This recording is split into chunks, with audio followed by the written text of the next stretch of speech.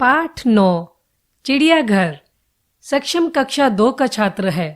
उसके दोस्त का नाम उत्कर्ष है। उत्कर्ष कुछ दिन पहले अपने माता पिता के साथ दिल्ली चिड़ियाघर की सैर करने गया था। वापस आकर जब उसने सक्षम को चिड़ियाघर व वहां रहने वाले तरह तरह के जानवरों के बारे में बताया तो सक्षम भी चिड़ियाघर देखने के लिए उत्सुक हो गया। वो घर आया, उसने अपनी माँ से कहा, माँ, उत्कर्ष चिड़ियाघर देखने गया था। वहां उसने तरह तरह के जानवरों को देखा।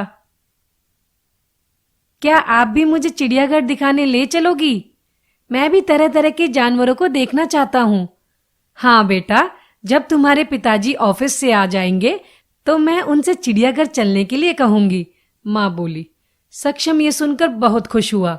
शाम को जब पिताजी घर आए तो माँ ने चिड़ियाघर जाने के लिए उनसे बात की। सक्षम के पिताजी ने कहा, कल रविवार है और मेरा अवकाश भी है, अतः हम कल ही चिड़ियाघर देखने चलेंगे।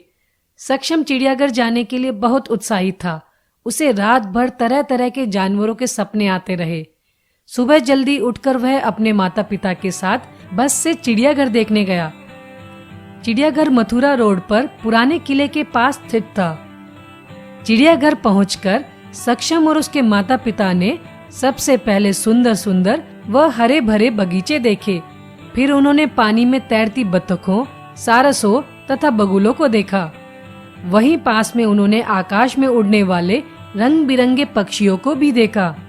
पक्षियों में सबसे अधिक आकर्षक शुतुरमुर्ग था, जिसकी गर्दन ऊंट की तरह लंबी थी। पक्षियों के पास ही तरह तरह के घास खाने वाले जानवर दिखाई दे रहे थे, जो पेड़ों के नीचे झुंड में थे। इनमें हिरण, नीलगाय, बारहसिंगा, कंगारू, गैंडा आदि प्रमुख थे। सक्षम को गैंडा सबसे अधिक आकर्षक लगा। गैंडे का शरीर भारी भरकम था तथा उसकी नाक पर एक सींग भी था। वहां पर शेर, चीता, भालू, बाघ आदि भी थे। इन्हें बड़े बड़े जालीदार बाड़ों में रखा गया था। वहां बंदरों और लंगूरों की भी अनेक प्रजातियां थी। सभी लंगूरों के मुंह काले तथा पूंछें लंबी थी। सक्षम ने बंदरों व लंगूरों को केले, मूंगफली और चने खिलाए। अब सक्षम और उसके माता पिता थक गए थे, अतः उन्होंने घास पर बैठकर थोड़ा विश्राम किया। इसके बाद वे चिड़ियाघर से बाहर आ गए। चिड़ियाघर देखकर सक्षम बहुत खुश था। वापस आते समय भी वह अपने माता पिता से केवल जानवरों की ही बातें कर रहा था।